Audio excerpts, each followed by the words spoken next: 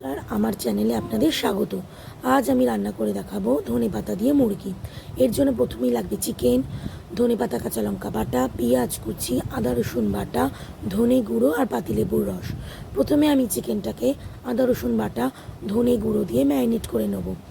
এরপর আমি সর্ষের তেল গরম করে নিয়ে তাতে পেঁয়াজ কুচি অ্যাড করে দেবো।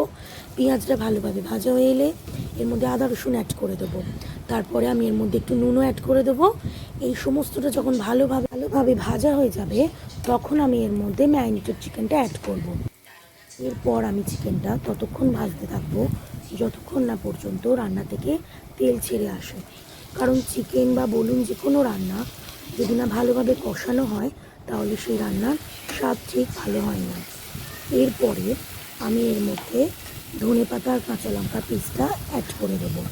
আমি কিন্তু এই রান্নায় বাইরে থেকে কোনো রকম জল ইউজ করবো না। এই ধনেপাতার জলটা দিয়েই এই রান্নাটা হয়ে যাবে। এরপরে একদম শেষে আমি এর মধ্যে অল্প গরম মশলা গুঁড়ো অ্যাড করে দেবো। তারপর আমি রান্নাটা একটু চাপা দিয়ে স্লো কুক হতে দেবো। আর আমি রান্নায় অল্প লেবুর রস ইউজ করেছি, কোনো রকম টক দই বা টমেটো ইউজ আমি করিনি। এই রান্নাটার স্বাদে একদম অতুলনীয়। একবার আপনারা বাড়িতে অবশ্যই করে দেখবেন। নমস্কার।